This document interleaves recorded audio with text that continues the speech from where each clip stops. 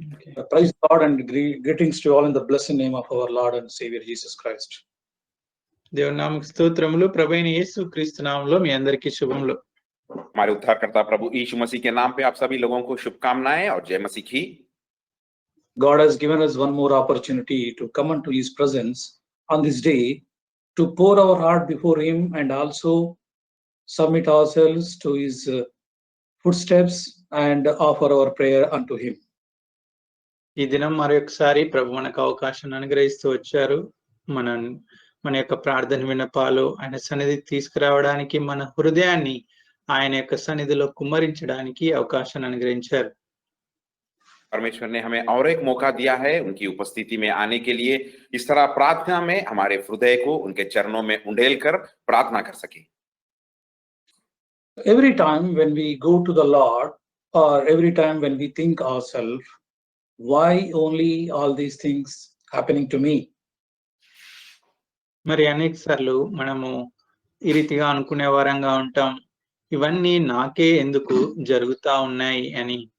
कई बार हम इस तरह की सोच विचार में पड़ जाते हैं या इस तरह की संकट में आ जाते हैं, क्यों ये सारी समस्याएं मुझ पर से ही बीत रही है।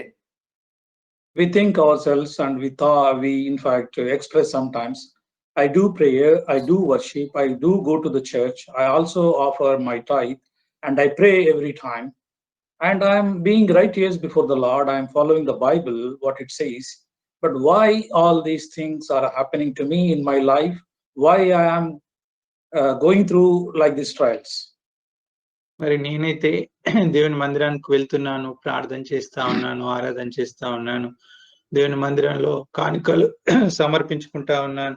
ఇవన్నీ చేస్తున్నప్పటికీ ఎందుకు మరి నేను నీతిగల జీవితాన్ని యథార్థంగా జీవించినప్పటికీ ఎందుకు నాకు ఇవి సంభవిస్తా ఉన్నాయి అని అనుకుంటాం. हम इस तरह की सोच में रहते हैं कि मैं तो मंडली में जा रहा हूँ, कलीसिया से जुड़ रहा हूँ, उपासना कर रहा हूँ, प्रार्थना कर रहा हूँ, जो परमेश्वर का वचन कह रहा है उसके अनुसार मैं अपना जीवन बिता रहा हूँ, और अपने जो भी दशम भाग है और दसवाई है मैं उसे चढ़ा रहा हूँ, और धार्मिकता के जीवन को मैं बिताने की कोशिश कर रहा हूँ, पर क्यों ये सारी चीजें मुझसे हो रही है कहकर। This is our opinion, this is our perception. ఇది మన ఆలోచన లేకుంటే మన యొక్క తలంపు. और ये हमारे सोच विचार है, इस तरह की सोच में हम हैं। But what God is thinking, what is the perception, what God is thinking towards you and I, and what he is expecting from us? అయితే దేవుడు నీ గురించి నా గురించి ఏం ఆలోచిస్తా ఉన్నారు, ఆయన మన నుండి ఏం కోరుతా ఉన్నారు. लेकिन परमेश्वर की सोच विचार हमारे प्रति क्या है, और हमसे वो क्या चाह रहे हैं, और हमारे प्रति उनके उद्देश्य क्या है। Let us turn our Bibles to book of Micah, chapter 6 verse 8. We shall read all together, please. దయచేసి చూడండి, మీకా గ్రంథము 6వ అధ్యాయము 8వ వచనం. आइए हम मीका का किताब की ओर चलते हैं। मीका का किताब 6 अध्याय उसका 8 पद सब लोग मिलकर पढ़ेंगे। He hath shewed thee, O man, what is good, and what doth the Lord require of thee, but to do justly, and to do love mercy, and to walk humbly with thy God.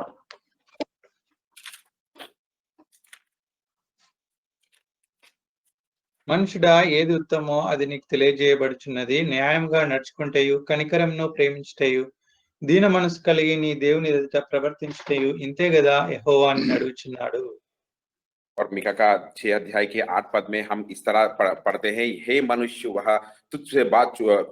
तुझे बता चुका है कि वह अच्छी क्या है, और यहोवा तुझसे इसे छोड़ और क्या चाहता है कि तू न्याय से काम करे और कृपा से प्रति रखे और अपने परमेश्वर के साथ नम्रता से चले। Shall we read once again all together, please? కలిసి చదువుకుందాం. कृपया सब लोग मिलकर पढ़ेंगे।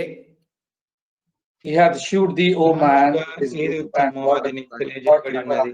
న్యాయంగా నడుచుకుంటేయు కనికరమును ప్రేమించుటయు प्रति रखे और अपने परमेश्वर के साथ नम्र से चलते। Shall we pray? ప్రార్థించుకుందాం. प्रार्थना करेंगे। Loving heavenly gracious Father, we thank thee, we praise thee, we worship thee, and extol thy name this morning time. Speak to us through the scripture, O Lord. Unworthy servant, thou also given me an opportunity to share thy word. But yet above, Father, I'm not worthy. Let thy word may be spoken. Let thy scripture may be revealed. Let thy desire may be revealed to all of us, so that we may pour our heart before thee and what thou is expected. And also, Father, the brethren who is helping in the translation may also given thy grace, so that we all may three speak one accord and thy glorify thy name. The instrument and electronic media, especially the internet, may be given uninterruptedly, so that we may do not have any interruptions in between. And our Father, those who are willingly and our Father with patiently waiting for thy word, and also wanted to receive in this day that the portion of the word may be given unto them, so that they strengthen their heart and their spiritual status. And we all unworthy people, but above Father, because of thy grace, we have not consumed, but living to glorify thy name. Committing all these things loving care, giving glory, praise, and honor in Jesus' precious name we pray. Amen. Amen. Now here in this scripture, book of Micah, chapter 6, verse 8, the perception God what wants from us is revealed. ఈ యొక్క మీకా గ్రంథము 6వ అధ్యాయం 8వ వచనంలో దేవుడు మన నుండి ఏమి కోరుతా ఉన్నారో ఇక్కడ తెలియజేయబడుతూ వచ్చింది. और इस मीका का अध्याय 6 अध्याय के 8 पद में परमेश्वर की इच्छा क्या है, उद्देश्य क्या है, यहाँ बताया गया. It is addressed to you and I. ఇది నీకు నాకు మనందరికీ తెలియజేయబడతా ఉంది. और ये बातें आपके प्रति और मेरे प्रति बताया गया. It says, He has shown, He has showed thee, it has been revealed to you, it has been given to you. ఇక్కడ స్పష్టంగా రాయబడింది, ఇది నీకు తెలియజేయబడింది లేదా నీకు ప్రత్యక్షపరచబడింది అని రాయబడుతూ వచ్చింది. और यहाँ पर बहुत ही स्पष्ट रीति से लिखा गया है कि वह तुझे बता चुका है. It says, what is good, that is revealed to you. ఏది ఉత్తమమో అది నీకు తెలియజేయబడింది. और ये भी कहा गया कि वह अच्छा क्या है. Then it goes, what God is requires from you out of that, what is good has been revealed unto us. అంతేకాకుండా తర్వాత మరి దేవుడు ఏదైతే చేయాలనుకుంటున్నాడో న్యాయంగా నడుచుకుంటకు మరి దేవుడు యెహోవా నిన్ను అడుగుచున్నానని రాయబడుతూ వచ్చింది. और ये भी कहा गया वहां पर यहोवा तुझसे मांग रहा है, मतलब यहोवा तुझसे चाह रहा है. There are three very specific things what God wants us to with Him and walk with Him. కాబట్టి ఆయనతో ఉండడానికి ఆయనతో నడుచుకోవడానికి 3 ప్రాముఖ్యమైనటువంటి విషయాలు ఇక్కడ తెలియజేయబడ్డాయి. और यहाँ पर एक 3 प्रामुख्य बातें हमें बताया जा रहा है जो परमेश्वर के संग रहना और परमेश्वर के संग चलने के लिए. First one is to do justice, do just and right, act like just person. కాబట్టి మొట్టమొదటిది న్యాయంగా నడుచుకొనుట. और सबसे पहला बात ये कहा गया कि न्याय से काम करे. And second thing is we must have a love and mercy. రెండవది కనికరమును ప్రేమయు కలిగి ఉండాలి. और दूसरी बात हम देखते हैं कृपा से प्रीति से कहकर. And third one is to walk worthy with Lord. మరి మూడవది దీన మనసు కలిగి దేవుని ఎదుట ప్రవర్తించుట. और तीसरी बात को हम देखते हैं अपने परमेश्वर के साथ नम्रता से चले. So therefore this scripture, these words, this passage is clearly says us, more than these things, what else God is asking you? కాబట్టి ఈ యొక్క భాగం ఏ రీతిగా అంటుంది, ఇంతే కదా యెహోవా నిన్ను అడుగుచున్నాడు. और यह वचन यहाँ पर स्पष्ट से कह रहा है केवल यही है जो परमेश्वर आपसे मांग रहे हैं. So what is our position today? What is our perception? What is our behavior today? అయితే ఈ దినము మన యొక్క మరి జీవితం ఏ రీతిగా ఉంది, మన యొక్క నడవడి ఏ రీతిగా ఉంది, మన ఆలోచన ఏ రీతిగా ఉంది. और लेकिन हमें ये जांच कर परखना है आज के दिन हमारा चाल चलन कैसा है, हमारी जीवन की शैली कैसी है, परमेश्वर के प्रति हम किस तरह का जीवन बिता रहे हैं. That means we do not understand what God is expected of us. Instead, we go on posing many questions to Lord. Why all this is happening to me? కాబట్టి దీని అర్థం ఏంటంటే మనం దేవుడు మన నుండి ఏం కోరుతా ఉన్నాడో ఏం అడుగుతా ఉన్నాడో గ్రహించక ఎల్లప్పుడూ మనం దేవుణ్ణి ప్రశ్నించే వారంగా ఉంటాం. ఎందుకు ఈ రీతిగా నాకు జరుగుతా ఉంది అని. कई बार हम सोचते हैं कि परमेश्वर मुझसे क्या चाह रहे हैं, परमेश्वर का उद्देश्य क्या है, ये उसके बजाय हम हमेशा यही सोचते हैं कि क्यों मुझसे इस तरह की परिस्थितियां मुझसे ही क्यों हो रही है कहकर. That means we understand ourselves, says thinking that I'm doing right, whatever I'm doing is proper and correct. Therefore, despite all these things, then why is all these things is happening? కాబట్టి మనం ఈ రీతిగా అనుకుంటాం, మరి నేనైతే అన్నీ సరిగ్గానే చేస్తా ఉన్నాను, నేను సరైనటువంటి మార్గంలో వెళ్తానే ఉన్నాను, అయినప్పటికీ ఎందుకు ఈ రీతిగా నాకు జరుగుతా ఉంది అని అనుకుంటాం. और हमेशा हम यही सोचते हैं कि मैं तो सच्ची मार्ग में चल रहा हूँ, सही तरह का जीवन बिता रहा हूँ, क्यों मुझ पर ही ये सब बीत रही है कहकर. This tendency, this behavior is nothing but Bible calls as a flesh, but if we could understand it is better, it is nothing but an ego. కాబట్టి ఇది దేవుని వాక్యానుసారంగా చూస్తే ఈ యొక్క ఆలోచన విధానం అనేది శరీరానుసారమైనటువంటి వ్యక్తులు అని చెప్తారు. ఇంకొక మాటలో చెప్పాలంటే అహంభావము అని కూడా లేదా అహము అని కూడా చెప్పొచ్చు. और ये सब परमेश्वर के वचन के अनुसार यहाँ पर इस सोच विचार के बारे में कहा गया कि यह शारीरिक रीति से सोच विचार है, और ये हम ये भी कह सकते हैं कि हमारे अंदर जो घमंड है या जो गर्व हमारे अंदर है भी कह सकते हैं. What this ego says to us, what is the characteristics of this ego is, it personally, it in fact makes you a centric person who you are.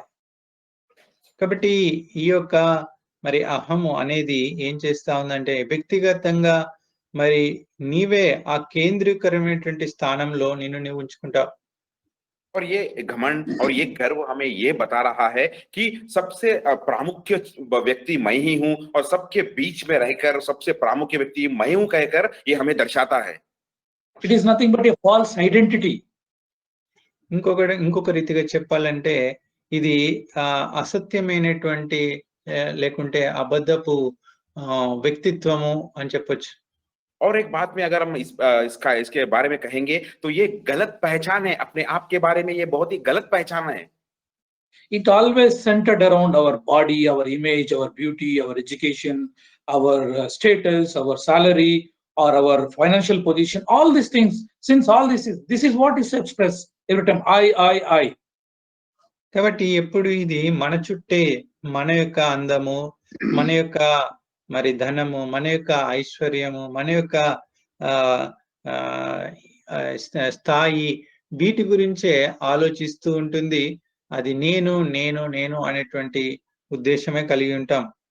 क्योंकि इस तरह का सोच विचार, घमंड की सोच विचार हमेशा अपने आप के बारे में ही सोचते हैं. हम अपनी नौकरी के बारे में, धन के बारे में, मेरी खूबसूरती के बारे में, मेरी स्थाई के बारे में, और मैं जो कुछ भी हूं मैं कहकर अपने आप के बारे में ही सोच विचार चलते रहता है. As a result, it do not allow you to be humble. Same time, do not allow you to make yourself a honest person. కాబట్టి తద్వారా నీవు దీనత్వాన్ని కలిగి ఉండలేవు, అంతేకాకుండా నీవు యథార్థంగా కూడా ఉండలేవు. और इसका कारण यही है कि हम नम्र नहीं हो सकते, और नम्र होकर दीनत्व में परमेश्वर के साथ हम रह नहीं पाते, और सोच विचार नहीं आएंगे इस तरह के हमारे अंदर. That means it will not allow you to accept your original position, the proper position. అనగా మరి అసలు మనం ఏమై ఉన్నామో ఆ యొక్క నిజమైనటువంటి స్థితిని ఒప్పుకోవడానికి నిరాకరిస్తా ఉంటుంది. और बल्कि हमें इस तरह की स्थाई में आ जाती है कि हमारी निज स्थिति क्या है, हमारे निज चाल चलन किस तरह है, वह हमें कबूल करने के लिए, जांचने के लिए, परखने के लिए वह हमें अनुमति नहीं देती है. Because it never allows you to change what you are. ఎందుకంటే అది నువ్వు ఏమైనావో దాని నుండి నువ్వు మార్పు చెందేటటువంటి పరిస్థితికి, మార్పు చెందాలనేటువంటి స్థితికి రానివ్వకుండా చేస్తుంది. और ये क्योंकि इस तरह की परिस्थिति क्योंकि हम क्या है इसे पहचान कर हमें बदलावट के और नहीं जाने देता है। We all know the famous story that we have read many times in the Bible, the prayer of the Pharisee and also the publican. మనకందరికి తెలిసినటువంటి ఈ యొక్క భాగము మరి ఇద్దరి సుంకరి ప్రార్థన మరి అక్కడ పరిసయ్యుని ప్రార్థన గురించి చూస్తాం. परमेश्वर के वचन में एक ये बात हम अच्छी तरह जानते हैं, एक पारसी के बारे में और एक चुंगी लेने वाले की प्रार्थना के बारे में। He prays for himself. He expressed there what he is doing. కాబట్టి Pharisee expressed what he is doing. He expressed what he is doing. కాబట్టి పరిసయ్యుడు తను తాను గొప్ప చేసుకుంటూ ఆయన ఏం చేస్తా ఉన్నాడో వాటినే ఆయన తెలియజేస్తా ఉన్నాడు.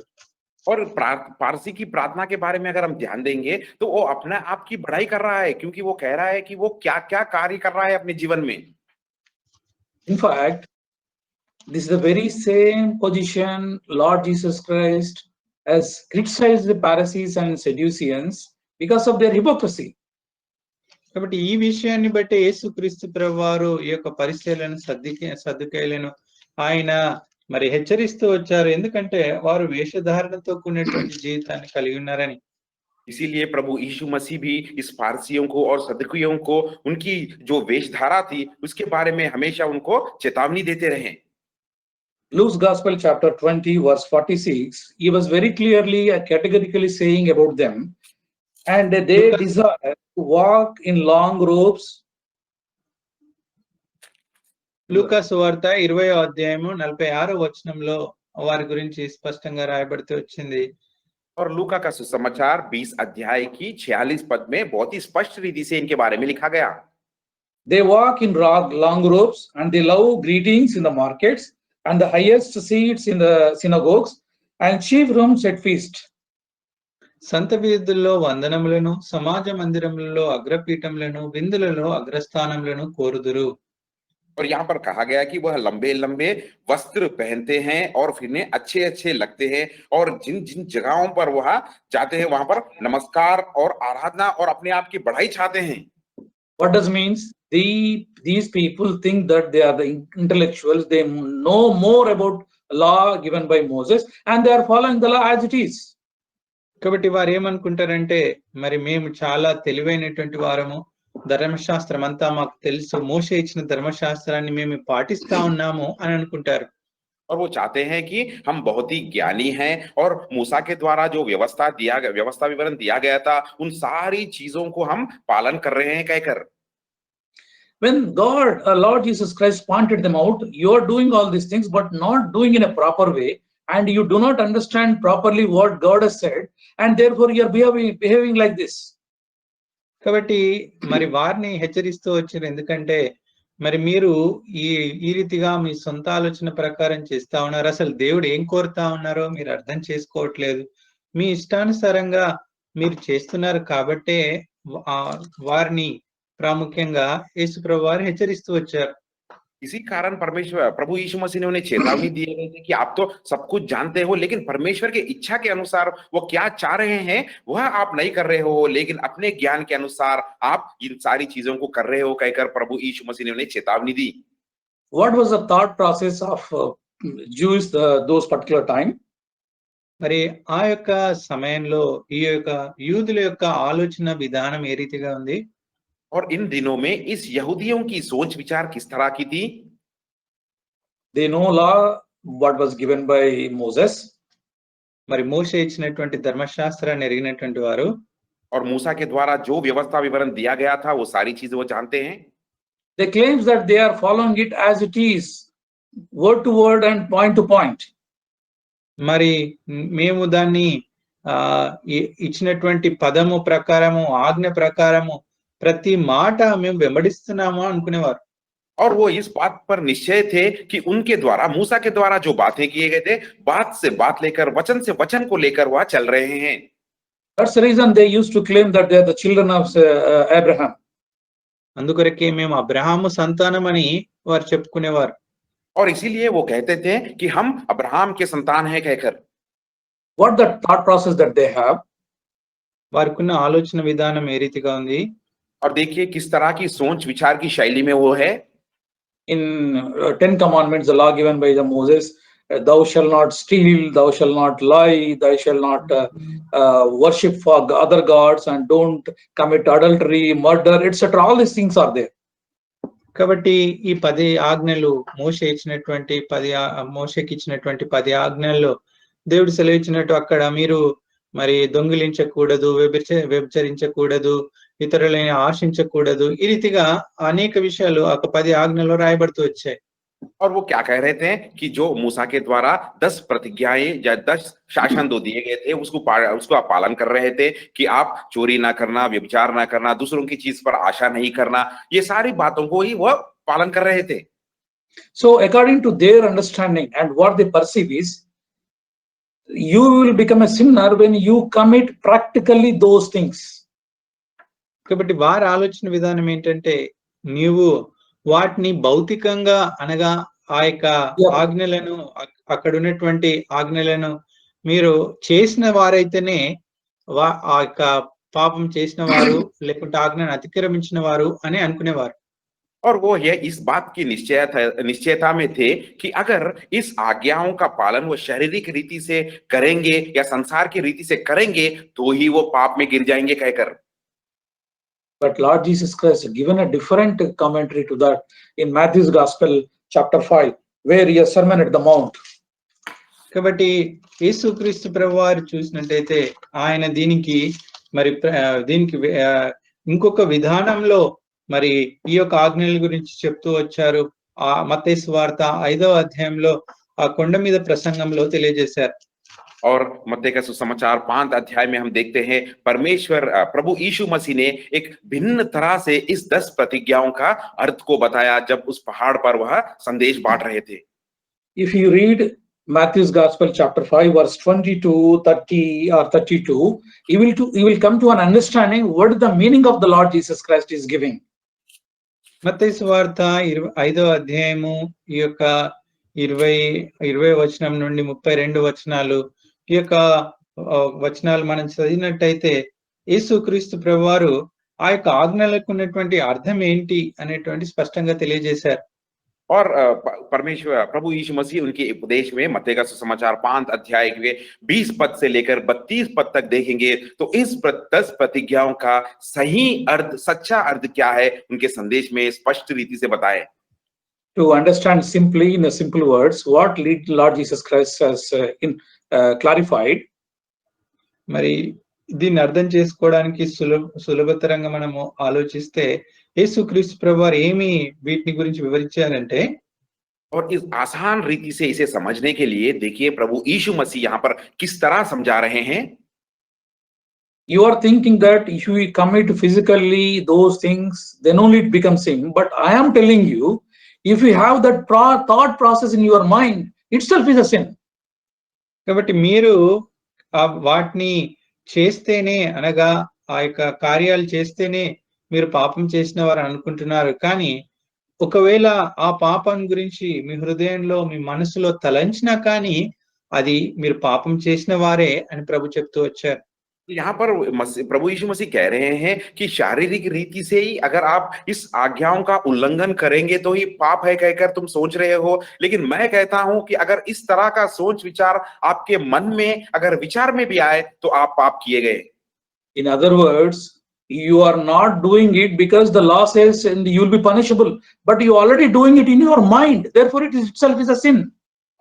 కాబట్టి మీరు ఇలాంటి మరి పాపములు చేయట్లేదు ఎందుకంటే అది ధర్మశాస్త్రంలో రాయబడుతూ వచ్చింది, అవి చేయకూడదని మీరు అనుకుంటున్నారు.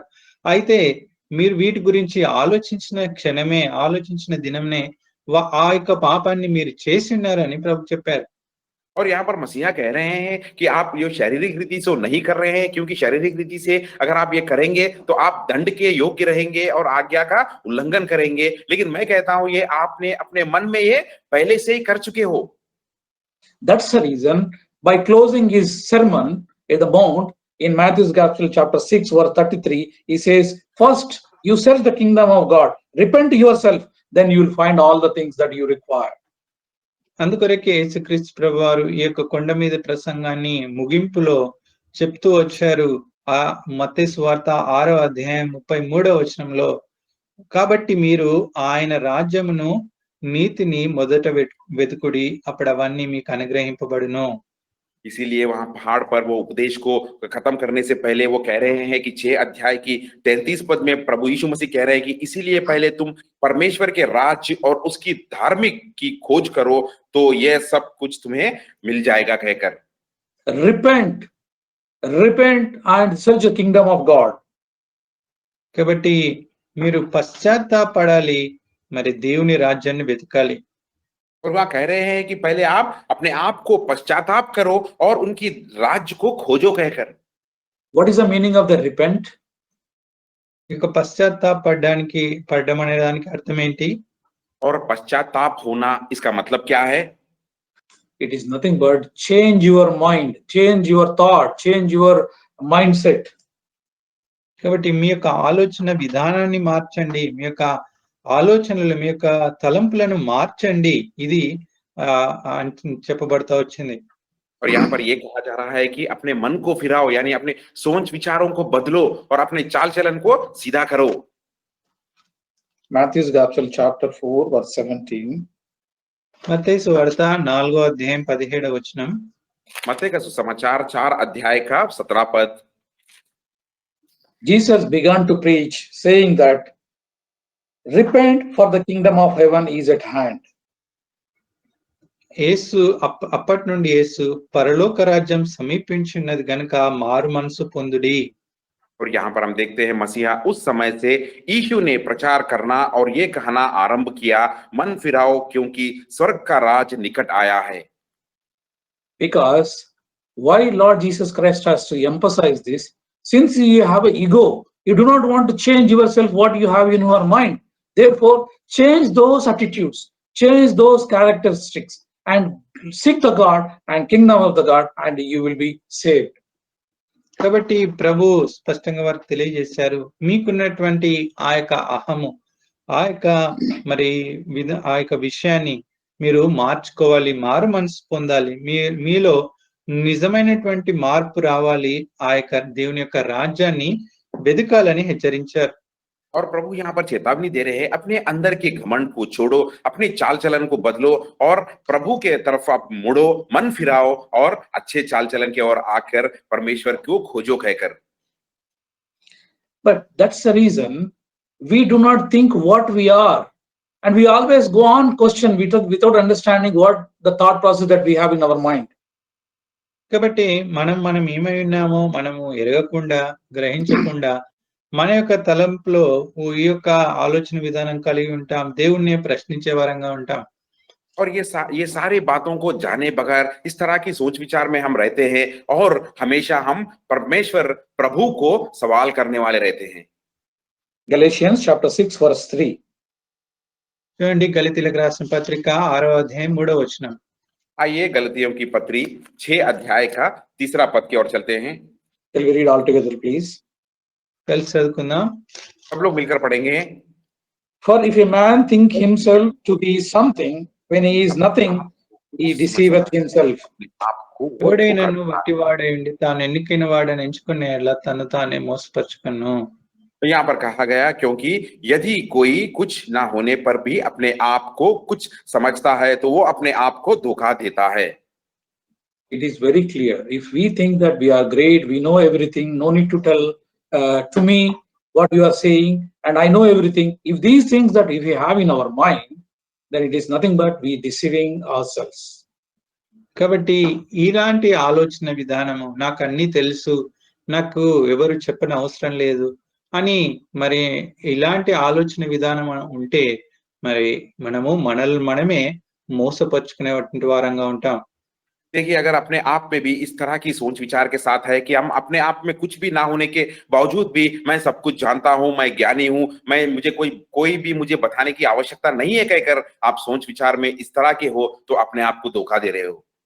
When you and I come to the senses what Lord is desired of, what he is expecting from us, and when we'll become empty and we don't have any of these kind of questions in our mind. కాబట్టి ఎప్పుడైతే మనలో ఈ యొక్క నిజమైనటువంటి మరి మార్పు లేదా ఈ యొక్క విషయాన్ని గ్రహిస్తామో, దేవుడు మన నుండి ఏం కోరుతా ఉన్నామో, మరి మనం అసలు ఏమై ఉన్నామో ఈ యొక్క విషయాలను మనం పరీక్షించుకుంటే ఈ యొక్క అహము ఇదంతా కూడా మన జీవితంలో నుండి వెళ్ళిపోతుంది. మనం ఖాళీగా చేయబడతాం. और जब हम सच्चे रीति से अपने मन को फिराएंगे और हम इस तरह की सोच विचार में आएंगे कि मुझसे परमेश्वर क्या चाह रहे हैं कहकर हम मन को फिराकर अपने मन को खाली करेंगे, तो तभी हम इस तरह की सोच में आ सकते हैं कि परमेश्वर मुझसे क्या चाह रहे हैं कहकर। We definitely understand then it is not the works that what we are doing, but it is a pure grace that God through which that we will be saved. We have been saved, and through the same grace we will be led by God and will be victorious in our life. కాబట్టి అప్పుడు మనం నిజమైనటువంటి ఈ యొక్క మరి విషయాన్ని మనం ఎరిగే వారంగా ఉంటాం. క్రియల వల్ల కాదు, కానీ కేవలము దేవుని కృప వల్లనే, ఆయన కృప వల్లనే రక్షింపబడుతూ వచ్చాం. ఆయన కృప వల్లనే మన జీవితాల్లో మనము కొనసాగలము అని తెలుసుకుంటాం. और जब भी जाकर हम इस बात को जान सकते हैं कि हम अच्छे कार्यों के द्वारा नहीं है, लेकिन परमेश्वर की अनुग्रह के द्वारा ही हम बचाए गए और उद्धार पाए गए कहकर इस तरह की सोच विचार में परिपूर्ण रीति से हम आ सकते हैं। Then only we understand the desire of the God, what He is expecting of us for Him, and what He wants us, what He has thoughts for us in our life. అప్పుడే మనము దేవుడు ఏమి కోరుతా ఉన్నాడో మన నుండి అది మనం ఎరుగుతాం. అంతేకాకుండా మన జీవితాల్లో ఉన్నటువంటి దేవుని యొక్క ఉద్దేశాలను గ్రహిస్తాం. और तब जाकर हम परमेश्वर हमसे क्या चाह रहे हैं और परमेश्वर की इच्छा क्या है हम जानते हैं, और हमारे जीवन के प्रति उनकी योजनाएं किस तरह से है हम पहचान सकते हैं। That's the reason, unfortunately, everyone, every believer, everyone in this world has definitely an ego, and that's the reason many a times we don't pour our heart fully and accept what God's presence in our life, and we try to take a decision on our own and without thinking what is going to happen. కాబట్టి ప్రతి విశ్వాసి ఈ లోకంలో మరి మనం అందరం కూడా ఈ యొక్క విషయంలో మరి ఈ యొక్క అహం కలిగి ఉంటాం. మరి నిజంగా ఏ రీతిగా పశ్చాత్తాపడాలో ఆ యొక్క విషయాలను గ్రహించకుండానే ఉండేవారంగా ఉంటాం. और इसी तरह हर विश्वासी के जीवन में, हर मसीहा के जीवन में सब लोग इसी तरह की सोच विचार में रहते हैं, और मसीह हमसे क्या चाह रहे हैं और सच्चे पश्चाताप हम में नहीं रहता है। Lord Jesus Christ will be in our life, but conveniently we make Him to sleep by giving a pillow, and we take actions our own and try to do whatever we wanted. కాబట్టి యేసుక్రీస్తు ప్రభువారు మన జీవితాల్లో ఉంటారు. అయితే మనము ఆయనకు ఒక పక్క సిద్ధపరిచి ఆయన నిద్రపుచ్చేసి మన జీవితాలను మన ఇష్టానుసారంగా మనము నిర్వహించుకునే వారంగా ఉంటాం. और प्रभु यीशु मसीह तो हमारे जीवन में रहते हैं, तो जब हमारे जीवन में वो रहते हैं तो हम क्या करते हैं, उनके लिए एक तकिया का प्रबंध करते हैं और उसे कह देते हैं कि वह सो जाए, ताकि हमारे जीवन की जो भी निर्णय है, हमारे जीवन की जो भी इच्छाएं हैं, हम खुद लेकर आगे बढ़ते रहें। By our own deeds we make Him to sleep, and He will be not active in our life, but still we question, Lord, I am perishing, why you are just seeing, why you are sleeping? కాబట్టి మన యొక్క క్రియల వలన మనము ఆయనను నిద్రపుచ్చే వారంగాను, ఆయనను మౌనం పరిచే వారంగాను ఉంటాం. అయితే సమస్యలు వచ్చినప్పుడు, ప్రభువా మరి నాకు జీవితంలో ఇన్ని సమస్యలు వస్తా ఉన్నాయి, మీరేంటి పట్టించుకోవట్లేదు, నిద్రపోతా ఉన్నారా అని అడుగుతాం.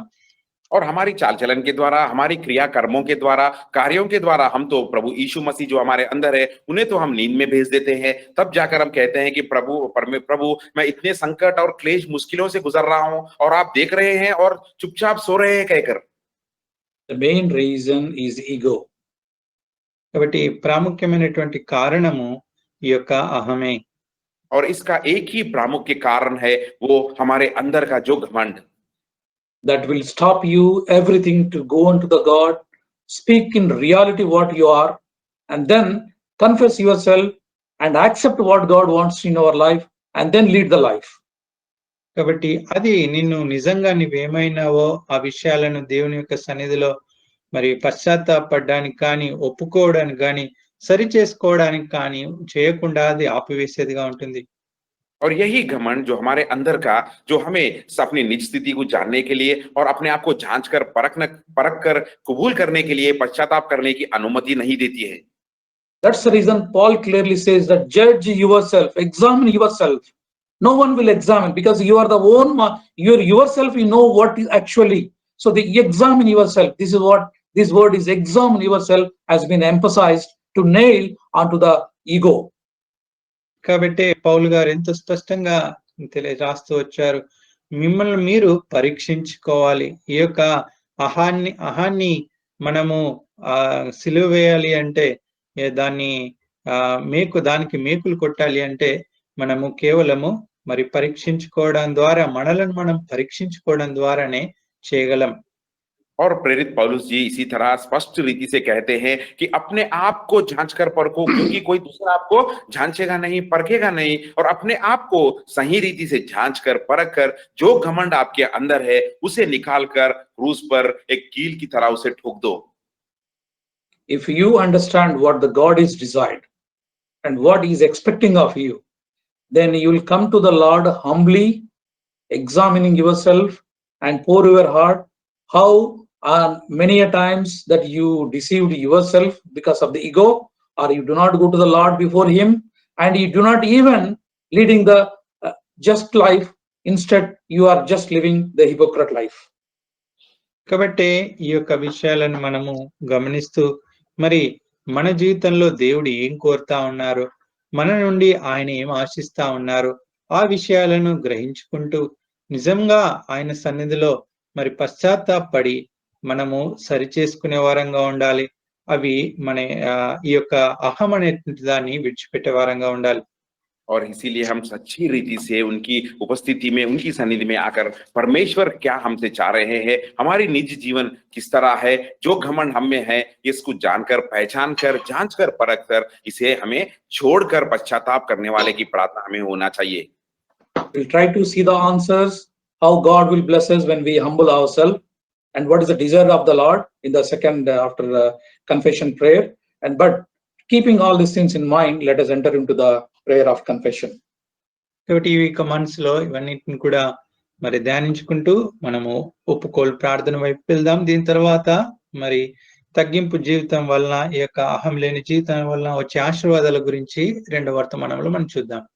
और इन सारी बातों को हमारे मन में रखते हुए, इन सारी बातों को हम सोच विचार में ले आते हुए हम प्रार्थना में प्रवेश करेंगे और हमें अपने आप को जांच कर परखेंगे. इसके बाद हम देखेंगे, जब हम अपने आप को जांच कर परख कर नम्रता होंगे या अपने आप को बदलावट में लाएंगे, तो किस तरह की आशीषें परमेश्वर हमें देते हैं, दूसरे भाग में हम देखेंगे.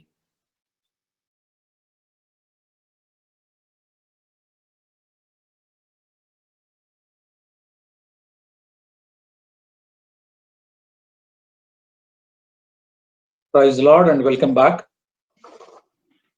దేవునికి స్తోత్రములు. మరొకసారి మిమ్మల్ని ఆహ్వానిస్తాను. जय मसीह की प्रिय भाई और बहनों, दोबारा आप सभी लोगों को इस सभा के लिए आमंत्रित करते हैं. Shall we read once again our portion of the scripture from book of Micah, chapter 6, verse 8. మనం చూసుకున్నటువంటి భాగం మరొకసారి చదువుకుందాం. మీకా గ్రంథము 6వ అధ్యాయం 8వ వచనం అందరం కలిసి చదువుకుందాం. जो बात हमने पहले पढ़ा था उस बात को आइए दोबारा पढ़ते हैं. मीका का किताब 6 अध्याय का 8 पद. He has shewed thee, O man, what is good, and what doth the Lord require of thee, but to do justly and to love mercy and to walk humbly with thy God. काम करे और कृपा से प्रीत रखे. Shall we look unto God for his leading? దేవుని యొక్క నడిపింపు కొరకై ప్రార్థనలో ప్రవేశిద్దాం. परमेश्वर की अगुवाई के लिए प्रार्थना में उनकी ओर देखते हैं. Gracious Father, merciful Father, we thank thee, praise thee, and worship thee, and extol thy name this morning time. Thank you, dear Lord, for revealing thy word through the scripture, book of Micah, chapter 6, verse 8. What thou art expected of us. Thou wanted us to be mercy, to show love, and to be just, and also walk humbly with thee. Many times, our Father, I failed in all these aspects, committed sin against thee. Therefore, our Father, cleanse me, purge me. O Father, therefore I may be also an acceptable vessel unto thy sight, unworthy servant. O Father, you have given me to preach thy word, for which I am not at all worthy, not even to utter a single word, but because of thy mercy, thy love, thy grace, O Father, I could able to speak thy word. Just, O Father, I may, Father, be humble thyself before thee and also with all thy creature, and therefore to magnify thy name. speak to us from the throne of grace, so that we all may know thy love and also how you want us to bless and what thou are expecting of us. And Abba Father, the brethren, myself, Brother Franklin and Brother Samson, and Abba Father standing before the congregation, anoint us so that we may speak all one language and one accord, so that, Father, we may exalt and glorify thy name. Committing all these things, loving care, giving glory, praise, and honor. In Jesus' precious name we pray. Amen. Amen. First of all, I just would like to clarify one point. I think many brothers and sisters know, but still we must understand that God never give us a humble spirit or a humble life. He wants us to humble. For that, he will reward for the humbleness that we have. కాబట్టి ఒక్కసారి నేను మనందరికి తెలియజేయాలనుకుంటున్నాను. మనందరికీ తెలిసిన విషయమే, దేవుడు మనకు ఈ యొక్క దీనమైనటువంటి మనసు మనకు అనుగ్రహించరు. అయితే మనము దీన మనసు కలిగి ఉండాలని ప్రభు కోరుతా ఉన్నారు. मैं एक बात आप लोगों से बांटना चाहता हूं, जो काफी लोग आप में से ये बात को जानते हैं कि जो परमेश्वर हमें इस नम्र हृदय या दीन हृदय देते नहीं है, लेकिन वो हमसे चाहते हैं कि हम नम्रता में और नम्र हृदय होकर उनकी प्रति जीवन को बिताएं। As a believer, born and brought up the blood of Lord Jesus Christ, our responsibility become humble, and then as a result, to reward, God will bless us through his blessings.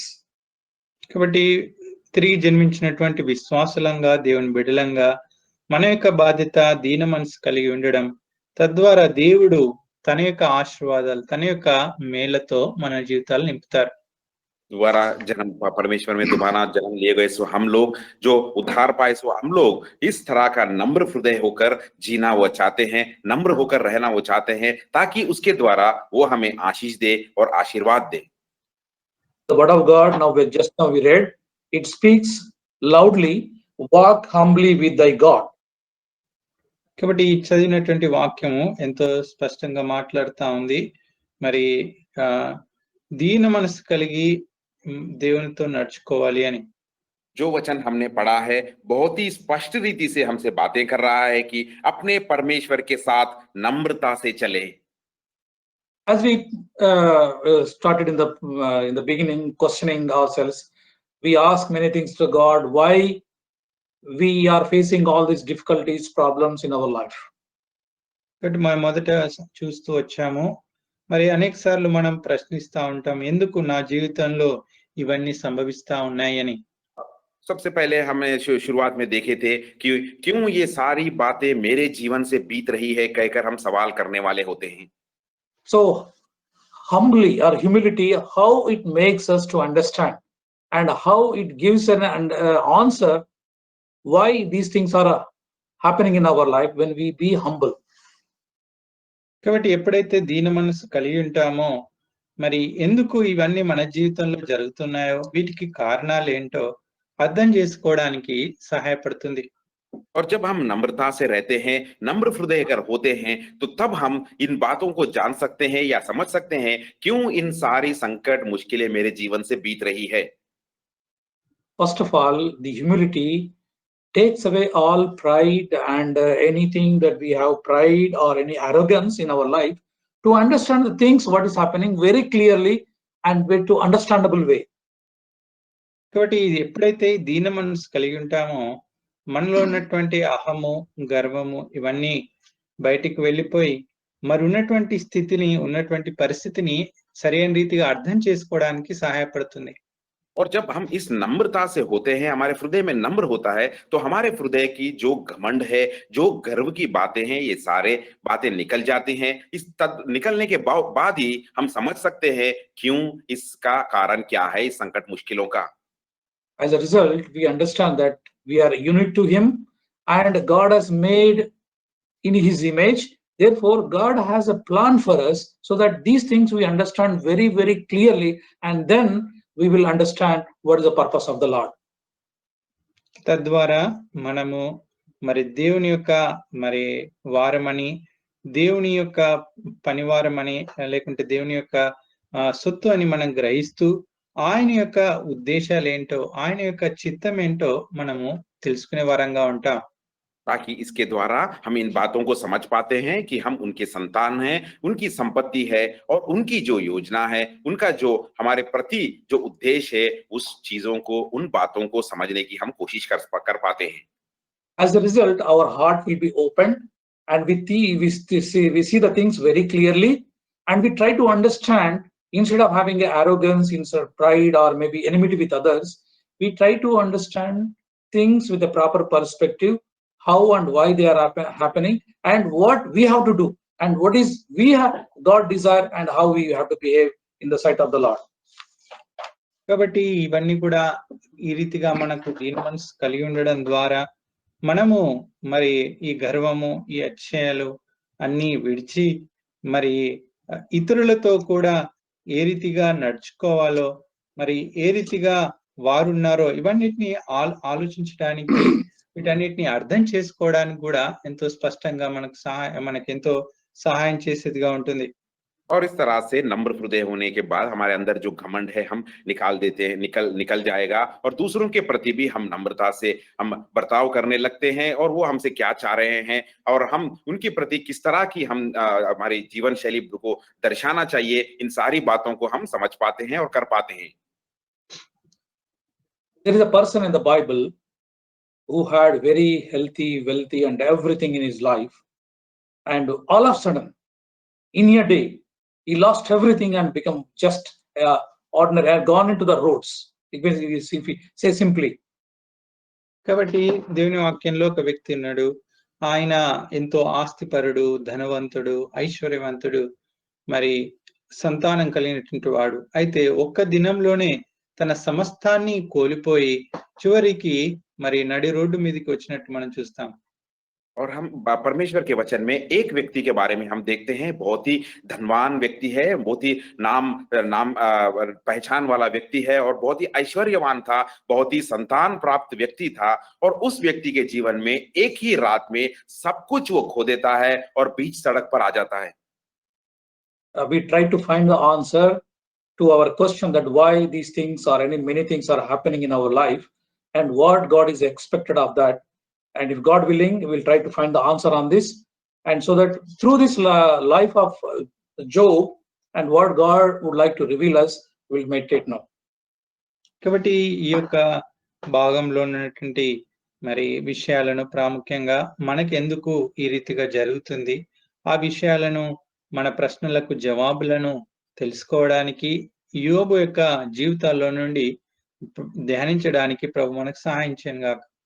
और इस बातों के, इन सवालों के जवाब को पाने के लिए क्यों इन सारी बातें मेरे जीवन से हो रही है, इन बातों को और इन सवालों का जवाब पाते हुए हम एक अध्याय की तरफ जाते हैं, अय्यूब की किताब की ओर, और अय्यूब की किताब में जाकर इन सवालों का हम एक उत्तर जानने की कोशिश करेंगे। Book of Job, chapter 1, verse 7 to 10. If you could see, I am just explaining. Many of you know, because of the shortage of time, we will not read, but I will summarize. You please go and read chapter 1 and 2 later. యోబు గ్రంథము మొదటి అధ్యాయము మొదటి 7 వచనాలు మనం చదవం, కానీ ఈ యొక్క సమయం లేని కారణం చేత వీటిని ధ్యానించుకుందాం, తర్వాత మీరు చదువుకోండి.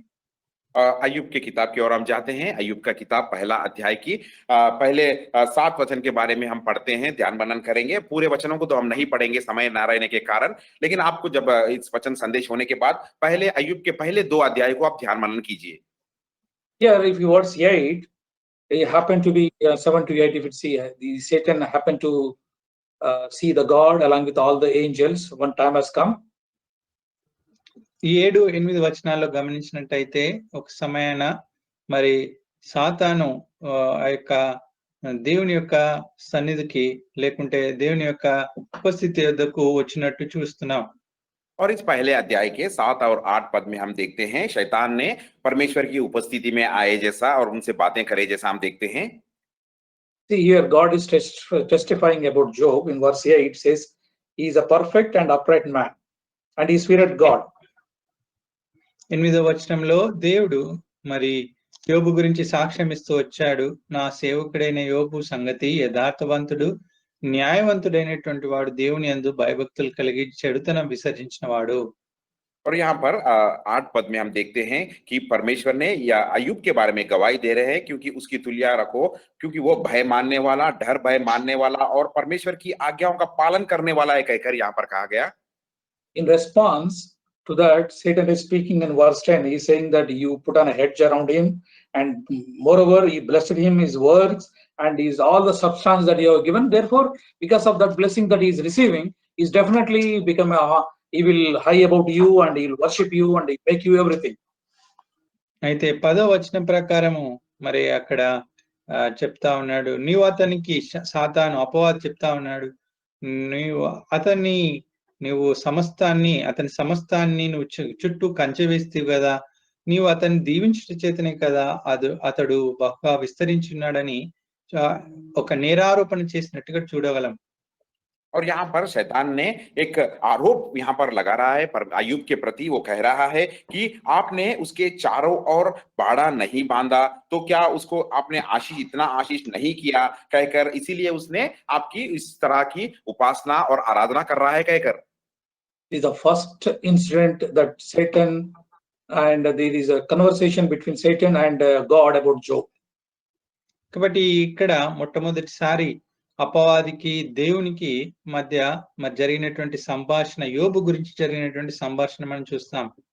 और यहाँ पर हम देखते हैं परमेश्वर और शैतान के बीच जो बातचीत हो रही है, और ये बातचीत अय्यूब के बारे में पहली बार हुई जैसा हम देखते हैं। The secondly also happened in this chapter 2, in book of Job, chapter 2, verse 3 onwards, and 3 to 4, we can say similar kind of situation. The first one is the assets. Now the Job himself is targeted. కాబట్టి మొట్టమొదటిసారి అయితే తనకున్నటువంటి ఆస్తుపాస్తుల గురించి మాట్లాడుతూ వచ్చారు. ఇక్కడ రెండోసారి 2వ అధ్యాయము 3వ వచనం 4వ వచనంలో ఇక్కడ యోబు గురించే మరి మాట్లాడడం చూస్తాం. और पहले वचनों में हमने देखा है कि अय्यूब की धन संपत्ति के बारे में बताया गया था, या उनकी नजर उसकी धन संपत्ति पर थी। लेकिन दूसरे अध्याय के 3 और 4 पद में हम देखते हैं यहाँ पर जोब खुद को जोब के अय्यूब के ऊपर ही उनकी नजर बनाए रखे जैसा। If we could see the response of Job in chapter 1 for what was happened to his family and his assets, we'll see the response in chapter 21 and 22. మరి తనకున్నటువంటి ఆస్తిపాస్తులకు జరిగినటువంటి విషయాలన్నిటిని బట్టి మరి యోబు ఎలాంటి ప్రత్యుత్తరం ఇచ్చాడో ఈ మొదటి అధ్యాయము 21-22 వచనాల్లో మనం చదవచ్చు. और अय्यूब का जो उत्तर था, जो सारी संपत्ति को, उसकी संपत्ति खोने के बाद या उन सारी बातें बीतने के बाद पहले अध्याय की 21 और 22 पद में उसका उत्तर क्या है यहाँ पर हम देख सकते हैं। Here, before that, all of a sudden, people one after the other comes that your assets have taken out and they spoiled, and your children are died, and all those things, all that you lost become one after the one other his servants and comes and informs him. దీనికంటే ముందు తన యొక్క సేవకులు ఒకరి తర్వాత ఒకరు వచ్చి తన జరిగినటువంటి నష్టాన్ని తెలియజేస్తూ వచ్చారు. నీ యొక్క ఆస్తుపాస్తులను కోల్పోయావు, నీ యొక్క మరి మందను, గాడిదలను, ఈ యొక్క మరి పశువులను, వీటన్నిటిని కోల్పోయావు, నీ యొక్క పిల్లలను, కుమారులను, కుమార్తెలను కోల్పోయావని ఒకరి తర్వాత ఒకరు వచ్చి ఆయనకు వర్తమానం ఇవ్వడం అని చూడొచ్చు. और यहाँ पर हम देखते हैं उसके अय्यूब के दासों ने एक के बाद आना शुरू किया और कहने लगे कि तूने अपने जानवरों को खो चुका है, अपनी धन संपत्ति खो चुका है, अपनी जायदाद को खो चुका है, और अपने पशुओं को खो चुका है, और वो कहने लगे कि अपनी संतान को भी तू खो चुका है कहकर। If I or you were there in the same position, we will definitely say that how long it took and how hard work that I have done to gain this wealth and fame, and it has our cry would be just like that. How these things happen to me, and why is happening in my life, and how this all my wealth and my children taken away. చూడండి, ఒకవేళ ఇది మనకు జరిగితే మనము ఈ రీతిగా ప్రశ్నిస్తా ఉంటాం. ఎన్ని సంవత్సరాలు కష్టపడి నేను ఇదంతా సమకూర్చాను, ఎంత శ్రమనోర్చి నా పిల్లలను పెంచాను, ఇంత మరి శ్రమ పడుతూ వచ్చాను, మరి నాకు ఈ రీతిగా జరిగింది అంటూ మనము ప్రశ్నిస్తూ ఈ రీతిగా చెప్పేవారంగా ఉంటాం. और उस जगह पे अगर हम अपने आप को पाते हैं तो हम इस तरह कहते हैं कि मैं कितनी मेहनत लगा चुका हूं इन सारी जायदाद को, संपत्ति को बनाने के लिए, मैं कितनी मेहनत से अपने बच्चों को पाल पोस कर मैंने बड़ा किया कहकर, और हम उस परिस्थिति में इन सवालें अपने आप में उठाना शुरू करते हैं। Chapter 1, book of Job, chapter 1, verse 21. Shall we read all together, please? యోబు గ్రంథం 1వ అధ్యాయం 21వ వచనం కలిసి చదువుకుందాం. अय्यूब का किताब पहला अध्याय का 21 पद, आइए सब लोग मिलकर पढ़ेंगे। And said, naked came I out of my mother's womb, and naked shall I return thither. The Lord gave, and the Lord hath taken away. Blessed be the name of the Lord. యెహోవా నామమునకు స్తుతి కలుగును గాక. Verse 22 also shall we read. 22వ వచనం కూడా చదువుదాం. 22 पद भी सब लोग मिलकर पढ़ेंगे। In all this Job ఈ sinned not. సంగతులలో ఏ విషయమందును యోబు ఏ పాపమును చేయలేదు, దేవుడు అన్యాయం చేసేదని చెప్పలేదు. He has not bothered what he has gone, what has he lost. He simply say that I just came naked into this world. I'll go naked to the Lord, and whatever given by the Lord, he given and he has taken, and he worshipped him. కాబట్టి తాను ఈ యొక్క జరిగిన సంఘటనలన్నిటి గురించి కూడా ఏమాత్రం పట్టించుకోకుండా, ఏమాత్రం బాధపడకుండా ఈ రీతిగా అంటున్నాడు, నేను నా తల్లి గర్భంలో నుండి దిగంబరి వచ్చాను, దిగంబరిగా నేను నా దేవుని యొద్దకు వెళ్ళాలి. కాబట్టి మరి దేవుని నామమునికే స్తుతి కలుగును గాక అని ప్రభుని ఆరాధిస్తూ వచ్చాడు. और यहाँ पर हम देखते हैं अय्यूब ने इन सारी बातों की परवाह नहीं की, दुख नहीं उठाया, और वो कहने लगा कि मैं अपनी माँ की पेट से नंगा निकला और नंगा ही लौट जाऊंगा। यहोवा ने दिया था और यहोवा ने ले लिया, उसकी नाम की महिमा हो कहकर उन्हें धन्यवाद किया और उसकी स्तुति की। And what he is saying that he is never sinned against this word, and he is not even charged the God. Why God has happened to me all these things?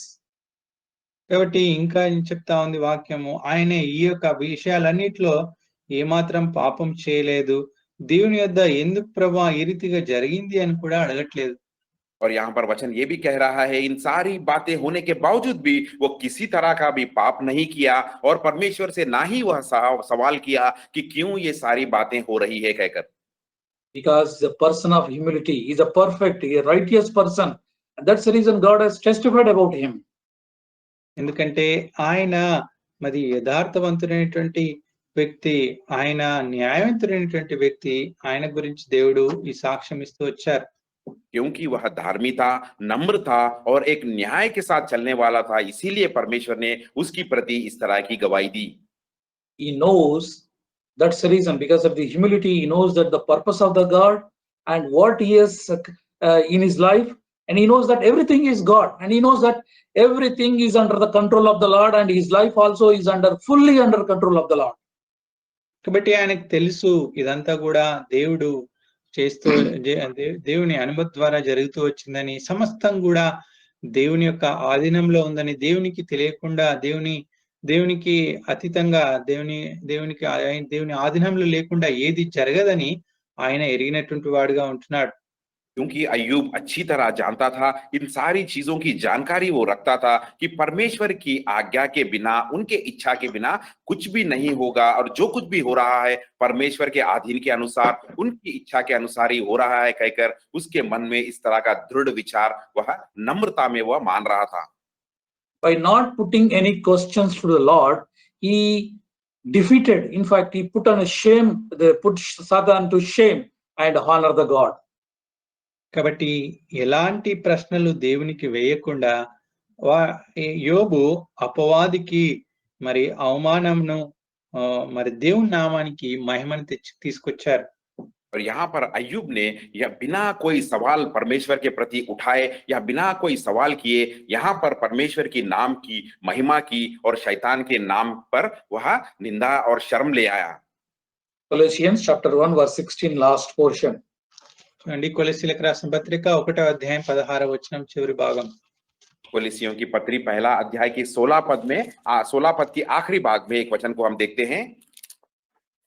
All things were created by him and for him.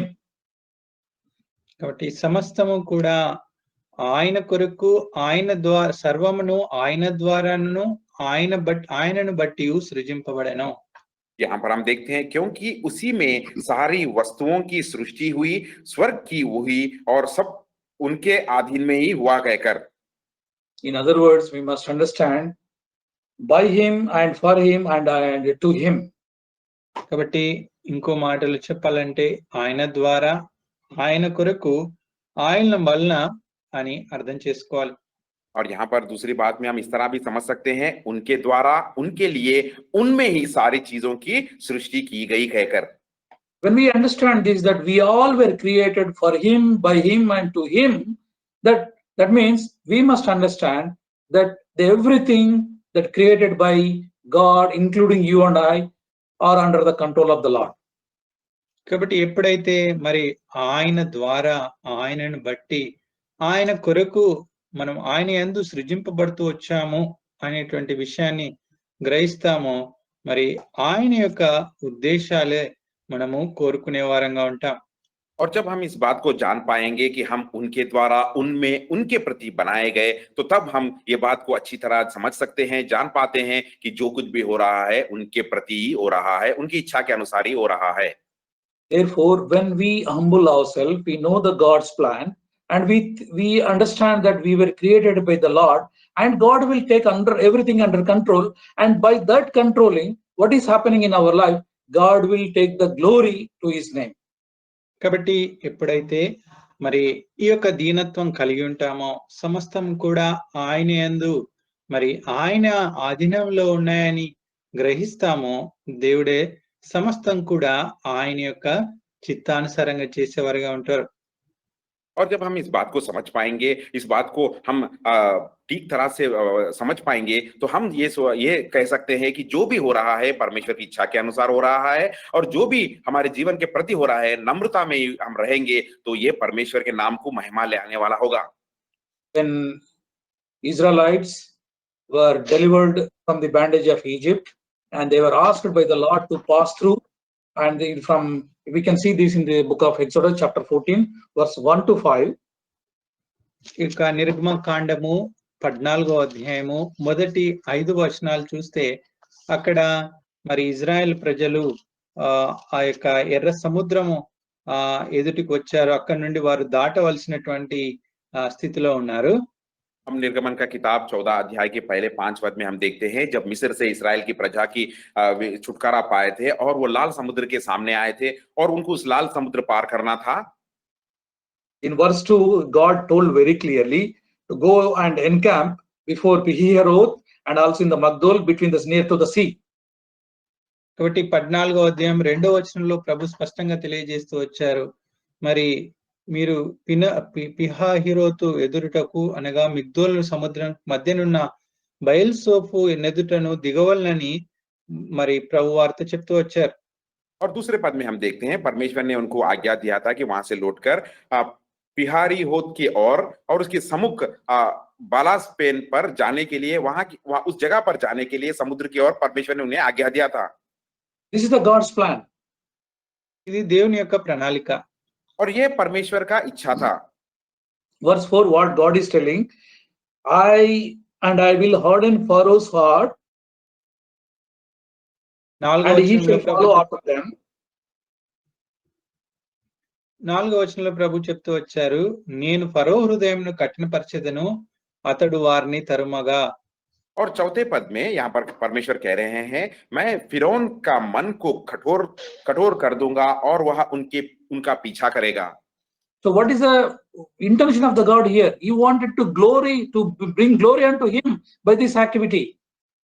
కాబట్టి దేవుని యొక్క ఉద్దేశం ఏంటి ఇక్కడ? ఈ యొక్క కార్యాలంతటి ద్వారా మరి దేవుని నామానికి మహిమ తీసుకురావాలని ప్రభు యొక్క ఉద్దేశం. इस बात का मतलब क्या है, या यहाँ पर परमेश्वर की इच्छा और उद्देश्य क्या है कि इस कार्य करने के द्वारा उनके नाम को महिमा ले आ पाए। What God is telling, that I will be honored upon Pharaoh and upon all his host, all the Egyptians may know that I am the Lord, and they did so.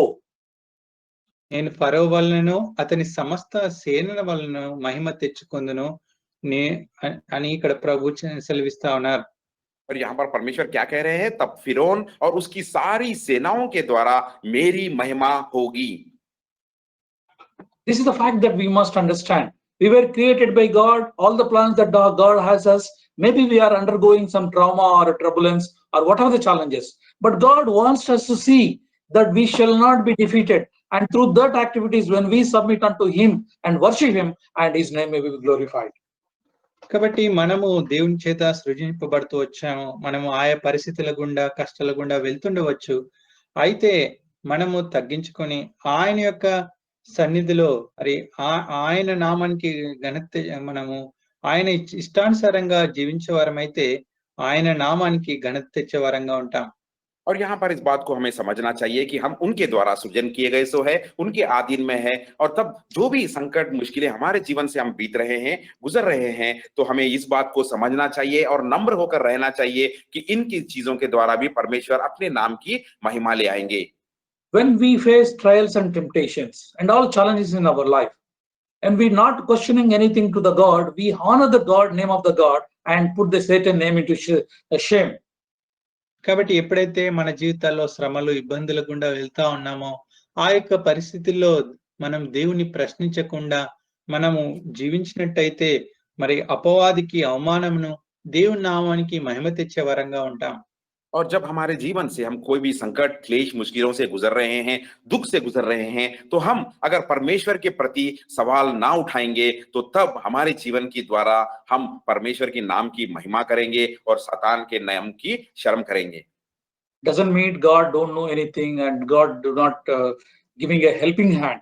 He knows what to do, but it is a test to us, to our patient, our faith life, that to depend upon the God, how long that we depend upon, how beautifully that we worship God despite our challenges, and that is a step for us to be blessed by the God and lead the life that is victorious.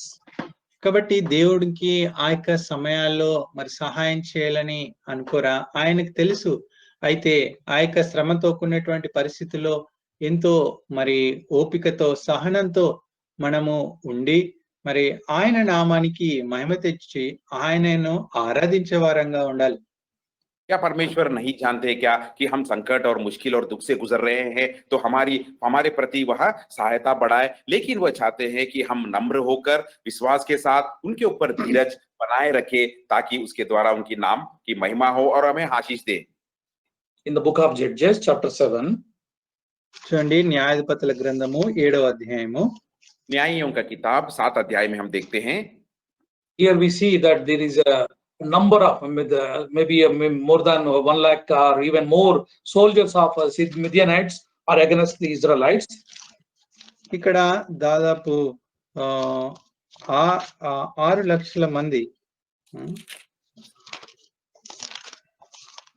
Israel ప్రజలకు వ్యతిరేకంగా వారు బయలుదేరుతూ వచ్చారు. और यहाँ पर हम देखते हैं, यहाँ पर इस्राएल के प्रति उस मिद्यानी के लोगों ने 6 लाख से भी ज्यादा लोग उनके प्रति आक्रमण करने के लिए वहां आ रहे थे।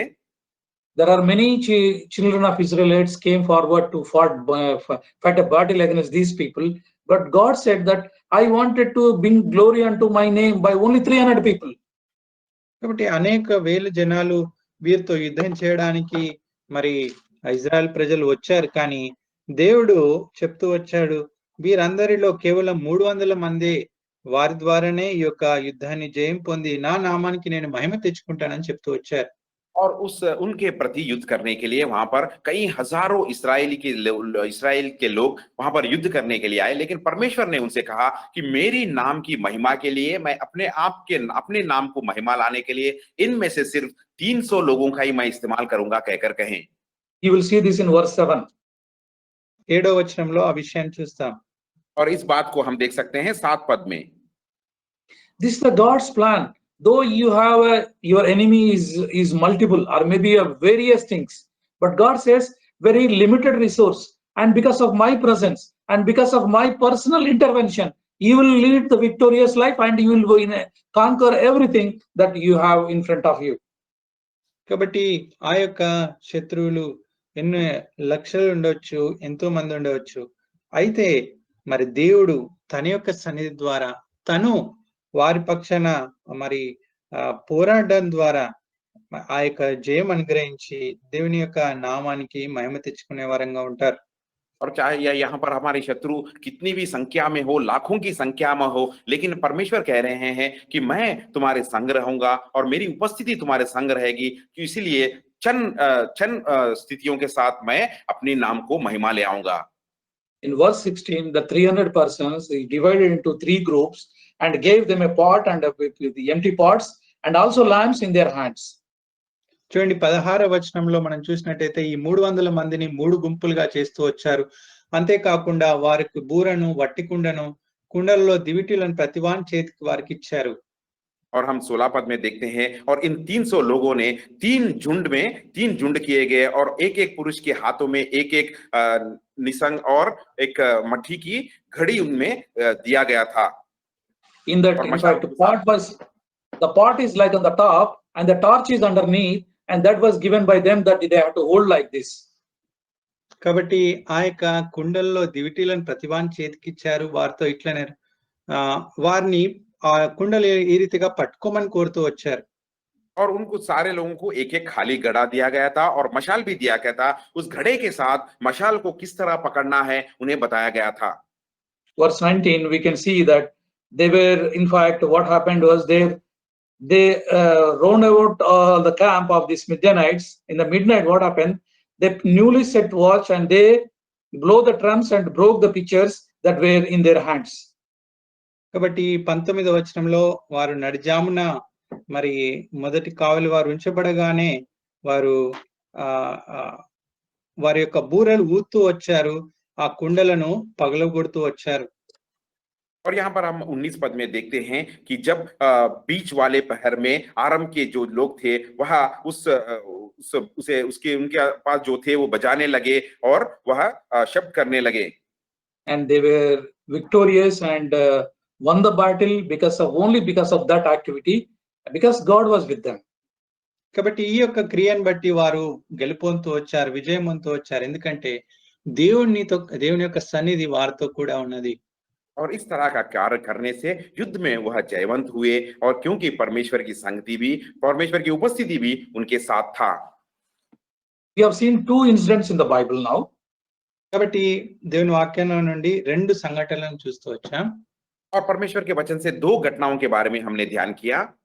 In these 2 things, God wants His presence in the life of Israelites, and they're accordingly that according to His plan, if they follow, and they will be victorious. కాబట్టి దేవుడు ఈ యొక్క ఇజ్రాయెల్ ప్రజల మధ్యలో ఉండి వారి యొక్క ఆయన యొక్క సన్నిధి వారితో ఉంచి ఆయన యొక్క ప్రణాళిక ప్రకారం వారు నడుచుకుంటే వారికి విజయాన్ని అనుగ్రహించడం, ఆయన నామానికి మహిమ తెచ్చుకోవడం. और यहाँ पर हम देखते हैं परमेश्वर ने इस्राएलियों की प्रजा के संग में थे, उनकी उपस्थिति उनके साथ में था, और वो चाहते थे कि उनकी योजना का पालन करे ताकि परमेश्वर उन्हें विजय दे सके और उनके द्वारा परमेश्वर के नाम को भी महिमा ले आया जाए। That means we must humble ourselves and go know the God's plan and follow Him, and He says that the rest of the things is mine to do in your life. కాబట్టి మనల్ని మనం దీన మనసు కలిగి తగ్గించుకోవాలి, ఉండాలి, ఆయనను వెంబడిస్తూ రావాలి. ఆయన అంటున్నారు, మిగతా సంగతి అంతా నేను చూసుకుంటాను, నేను మీ మధ్యలో నుండి కార్యం చేస్తానంటున్నారు. और परमेश्वर कह रहे हैं कि आप नम्र होकर, नम्र हृदय के साथ मेरे संग रहो, मेरी आज्ञाओं का पालन करो, बाकी मैं तुम्हारे साथ रहकर तुम्हें विजय प्राप्त करूंगा। 2 Corinthians chapter 4 verse 7. 2 కొరింథీయులకు రాసిన పత్రిక 4వ అధ్యాయం 7వ వచనం. दूसरी कोरिन्थियों की पत्री 4 अध्याय का 7 पद says, we have these treasures in earthen vessels, that the excellency of the power may be of God and not of us. 2 కొరింథీ 4:7 వచనం. దేవునిదై ఉండునట్లు మంటి ఘటములలో ఈ ఐశ్వర్యము మాకు కలదు. और यहाँ पर हम देखते हैं दूसरी कोरिन्थियों की पत्री 4 अध्याय के 7 पद में, परंतु हमारे पास वह धन मिट्टी के बनाने के रखा है कि उससे सामर्थ हमारी ओर से नहीं परंतु परमेश्वर ही की ओर से ठहरे। Verse 8 he says that we are troubled on every side, yet not disturbed. We are perplexed, but not in despair. ఎటుపోయినను శ్రమపడుచున్నాను, ఇరికింపబడిన వారం కాము, అపాయంలోనున్నను కేవలము ఉపాయం లేని వారం కాము. 8వ వచనంలో చూస్తాం. और 8 पद में हम देखते हैं हम चारों ओर से क्लेश से जुड़े हुए हैं पर संकट में नहीं पड़ते, निरुपाय तो है और निराशा नहीं होते। He is giving a reason, if you could understand properly. Verse 7, the last portion in English, it says, this power may be of God because and not of us. కాబట్టి దీనికి కారణము ఈ యొక్క 7వ వచనం తెలుగులో మొదటి భాగంలో ఉంది. అయినను ఆ బలాధిక్యము మామూలమైనది కాక దేవునిదై ఉండునట్లు. और यहाँ पर आखिरी भाग में कहा गया कि परमेश्वर की ओर से ही यह हमें प्राप्त हुआ कहकर। When Gideon and his soldiers of 300 people, when they put the light into the picture, we are the earthen vessel, the light is Lord Jesus Christ. When it is there, when that vessel is broken, when we broken for the sake of the Lord Jesus Christ in our life, and there will be victory and there will be a power that given by the Lord for us to be victorious. కాబట్టి గిద్యానీయులు ఆ 300 మంది కలిగినటువంటి ఆ దివిటీలు ఆ యొక్క మరి కుండలను చూసినట్టయితే మరి ఆ కుండలు మరి ఆ యొక్క మంటి ఘటములు మనమై ఉన్నాము. అందులో ఉన్నటువంటి ఆ యొక్క వెలుగు దీపము మన ప్రభువు అయి ఉన్నారు. ఎప్పుడైతే మనము పగలగొట్టబడతామో మరి ఆ యొక్క వెలుగు మరి అధికమై దేవుని నామము మహింపరచబడతా ఉంది, ఆ యొక్క విజయము అనుగ్రహింపబడతా ఉంది. और जब हम देखते हैं गिदयोनियों ने जिस तरह की उस मट्टी की घड़े पकड़े थे और उनके हाथ में मशाल था, और उसी तरह अगर हम उस मट्टी की घड़े की तरह हो और जब प्रभु यीशु मसीह मशाल की तरह में आएंगे और उस मट्टी का घड़ा हम जब उनके लिए टूटेंगे तो रोशनी फैलेगी और उनके नाम की महिमा के लिए हम ठहरेंगे। And we will understand then what is the purpose of the God, how God is going to help us even though we have the troubles, even though we have the challenges, and also that we may be perplexed. Paul writes in 1 Corinthians chapter 10 verse 13. కాబట్టి ఆ పరిస్థితిలో మనకు శ్రమలున్నా ఇబ్బందులున్నా దేవుని యొక్క ఉద్దేశం ఏంటి, దేవుని యొక్క ఆలోచన ఏంటో మనము ఎరిగేవారంగా ఉంటాం. మొదటి కొరింథీయులకు రాసిన పత్రిక चाहे किसी भी संकट और मुश्किलों के क्लेशों से गुजरते भी रहे, लेकिन हम यहाँ पर परमेश्वर की इच्छा को देखते हैं।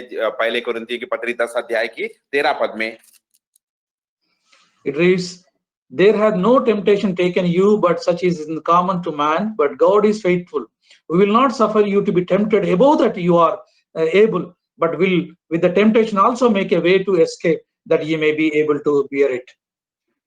మొదటి కొరింథీ 10:13లో సాధారణముగా మనుషులకు కలుగు శోధన తప్ప మరి ఏది మీకు సంభవింపలేదు, దేవుడు నమ్మదగిన వాడు, మీరు సహింపగలిగిన కంటే ఎక్కువగా ఆయన మిమ్మును శోధింపనీయడు. 13 पद में हम देखते हैं, तुम किसी ऐसी परीक्षा में नहीं पड़े जो मनुष्य के सहन से बाहर हो, परमेश्वर सच्चा है और वह तुम्हें सामर्थ्य से बाहर परीक्षा में ना पड़ने देगा, वरना परीक्षा के साथ विकास के करीब और कि तुम सहा सको। Knowing these facts, God is in control and God is capable to make us to escape, and everything is running for his glory and to his glory for him and his everything, and therefore we must understand and go to the Lord in prayer because he is our creator. కాబట్టి వీటన్నిటిని కూడా ఎరుగుతూ మరి దేవుడు సమస్తము ఆయన ఆధీనంలో ఉందని, ఆయన శక్తి కలిగినటువంటి వాడని, ఆయన సమస్తము చేయగలడనేటువంటి విశ్వాసంతో మనము దేవుని సన్నిధిలో ప్రార్థనతో మరి దేవుని సన్నిధిలోకి వెళ్దాం. और इन सारी बातों को जानते हुए अपने मन में रखते हुए कि सर्व था उनके हाथों में है, उनके अधीन में है और सब कुछ ठीक करने वाले वो है, इन बातों को जानते हुए इन बातों पर विश्वास करते हुए हमें प्रार्थना में जाना चाहिए, प्रार्थना में आना चाहिए। We will read one verse and what Lord Jesus Christ is assuring us and what he is telling us, and with that and we'll enter into the prayer. ఒక వచనం చదువుకొని యేసుక్రీస్తు ప్రభువారు ఏం సెలవిస్తా ఉన్నారో, ఏది నిశ్చయంగా తెలియజేస్తా ఉన్నారో ఆ విషయం చదువుకొని ప్రార్థనలో ప్రవేశిద్దాం. और एक वचन को हम पढ़ेंगे जो प्रभु यीशु मसीह चाह रहे हैं और जिस बात की निश्चयता दे रहे हैं उस बात को पढ़कर हम प्रार्थना में प्रवेश करेंगे। John's Gospel chapter 15 verse 16. చూడండి, యోహాను సువార్త 15వ అధ్యాయం 16వ వచనం. आइए देखते हैं यूहन्ना का सुसमाचार 15 अध्याय का 16 पद। Ye have not chosen me, but I have chosen you and ordained you that you should go and bring forth fruit, that your fruit should be remain, that whosoever ye shall ask of the Father in my name be he given to you. మీరు నన్ను ఏర్పరచుకొనలేదు. మీరు నా పేరిట తండ్రిని ఏమి అడిగినను అది ఆయన వల్ల మీకు అనుగ్రహించినట్లు మీరు వెళ్లి ఫలించుటకును మీ ఫలము నిలిచిండుటకును నేను మిమ్మును ఏర్పరచుకుని నియమించితిని. तुमने मुझे नहीं चुना परंतु मैंने तुम्हें चुना है और तुम्हें नियुक्त किया है कि तुम जाकर फल लाओ और तुम्हारा फल बना रहे कि तुम मेरे नाम से जो कुछ पिता से मांगोगे वह तुम्हें दे दे। We all were created for His glory. మనమందరం కూడా ఆయన మహిమ కొరకు మరి సృష్టింపబడుతూ వచ్చాం. हम सारे लोग उनकी नाम की महिमा के लिए हमने चुने गए। He has chosen us, but we have not chosen Him. మరి ఆయన మనల్ని ఏర్పరచుకున్నారు కానీ మనము ఆయన్ని ఏర్పరచుకోలేదు. और उन्होंने हमें चुना है, हमने नहीं उन्हें चुना। Therefore, what is happening in our life is for His glory only. కాబట్టి మన జీవితంలో జరుగుతున్నది ఆయన మహిమ కొరకే. और जो कुछ भी हमारे जीवन में हम हो रहा है वो उनकी नाम की महिमा के लिए ही। Knowing these facts, humbling ourselves, go to Him in prayer in the name of the Lord. And when we pray and submit our supplication to the Lord, and He is the one who is going to answer and also reward us. కాబట్టి ఇవన్నీ ఎరుగుతూ దీన మనసుతో దేవుని సన్నిధికి వెళ్తే మన యొక్క ప్రార్థన విన్నపాలు ఆయన యొద్దకు తీసుకువెళ్తే ఆయన మన అక్కర్లు ఎరిగినటువంటి వాడు వాటన్నిటికీ మరి ప్రతిఫలం ఇచ్చేవాడు. और इन सारी बातों को जानते हुए, इन सारी बातों को हमारे मन में रखते हुए नम्र होकर, नम्र हृदय से जाकर हम प्रार्थना करेंगे तो वो हमारी प्रार्थना को सुनेंगे और हमारी प्रार्थना को उत्तर भी देंगे। God may bless this portion of the word. దేవుడి వాక్యాన్ని దీవించును గాక. परमेश्वर इस वचन को आशीष दे।